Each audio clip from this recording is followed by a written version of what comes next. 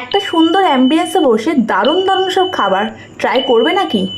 তাহলে চলো সেই সুন্দর অ্যাম্বিয়েন্সওয়ালা জায়গাটার সন্ধান তোমাদেরকে দিয়েই দিই, যেখানে তোমরা খুব সুন্দরভাবে সময় উপভোগ করতে পারবে।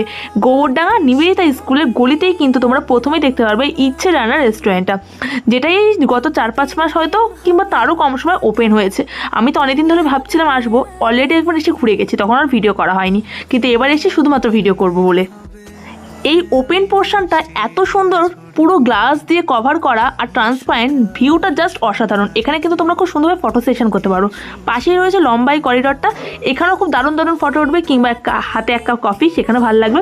আর এই রেস্টুরেন্টের সবচেয়ে বিশেষত জায়গা হচ্ছে বিভিন্ন জোন আছে। এখানে একটা জোন আছে যেখানে তুমি বসে আড্ডা মারতে পারো, আর সবচেয়ে স্পেশালিটি হচ্ছে এই রুফটপ ওপেন পোর্শনটা, যেখানে কিনা তুমি তোমার বার্থডে অ্যানিভার্সারি সব কিছু সেলিব্রেট করতে পারো। মাত্র একদিন আগে কল করে রাখলে হয়ে যাবে।